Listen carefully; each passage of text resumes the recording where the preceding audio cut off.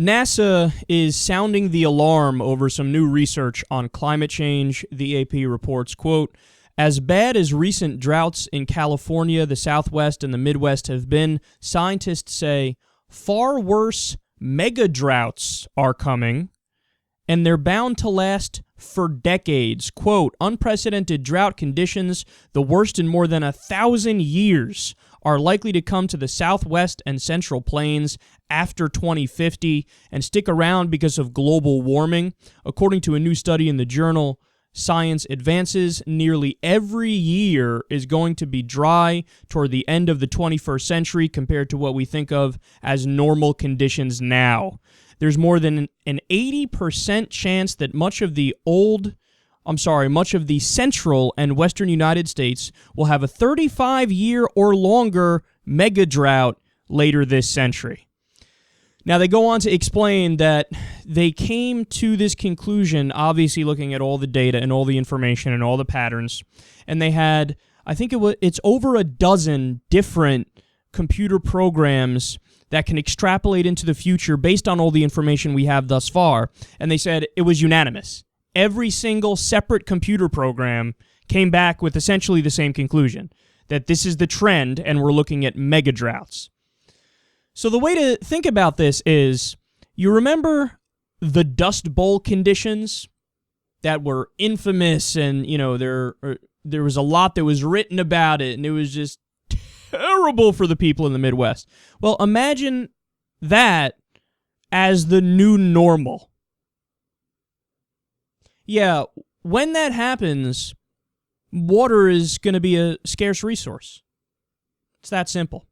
Now, we've discussed this on the show before, that a lot of places in the West and the Midwest, they get their water, their fresh water, from snow-capped mountaintops.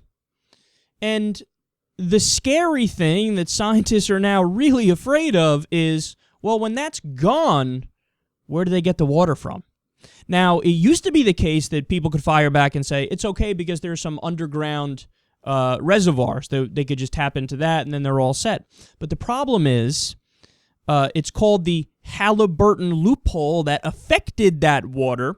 There was, you have fracking companies that are exempt from the Clean Water and Clean Air Act, and they were allowed to pollute the shit out of all the underground reservoirs.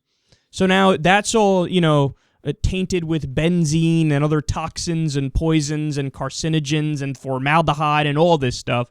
And it's essentially undrinkable and it's not clean. So where are you going to go to get your water when you don't have any more snow-capped mountaintops and you don't have any underground reservoirs and all the fresh water's gone because everything's drying up and we have mega droughts? Where are you going to get your water from? No. See, this is the real danger of climate change. It always pissed me off to no end that the main argument that people were using when talking about climate change was sea level rise.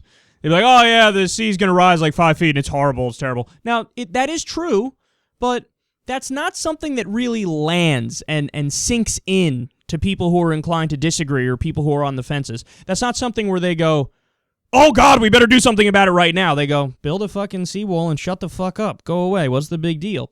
So essentially, liberals for the longest time were using the weakest argument to try to push the correct idea that climate change is happening. I've been saying for the longest time on this show, no, the real thing you should be scared of is famine and drought and the increase of the price of all kinds of common goods that we take for granted today. And then there's going to be wars over natural resources. And it's going to be a great financial burden because there's going to be an increase in wildfires and natural disasters, and it will cost trillions of dollars and hundreds of thousands and millions of lives over time. I mean, that's the real argument. That's the real concern. I mean, sea level rise is like the lowest of the concerns. The real concerns are how everyday life is going to be negatively affected, to the point where some places that, people live today, they're not going to be able to live in the future. So this is just horrible news, and we've come to the point where I've noticed it doesn't even really matter how bad the news gets, because we never get anything more than somewhat vanilla reform. Reform that only goes like maybe 10% of the way to what we really need to do when you look at the total picture. And I want to be clear and I want to be fair about this. Obama has done a few things about climate change, and he had the pact with China, which was something that was good, and new emission standards and new standards on coal plants and other things. So it's not like he's done nothing. He's certainly done much better than the Republicans. But that's not really saying much, because the Republicans do absolutely nothing and they make the problem worse.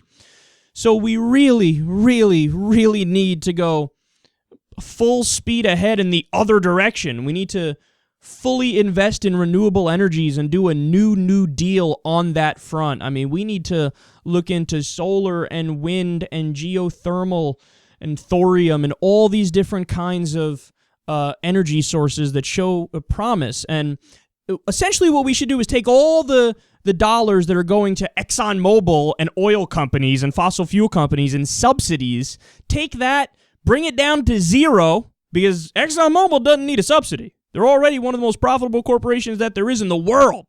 So give them $0 and take the $4 billion a year and just dump it into all these different startup companies that are working on renewable technology that show promise. We can do it. It's just a matter of will. And we're not really doing it the way we should be doing it, even though they're sounding the alarm over climate change.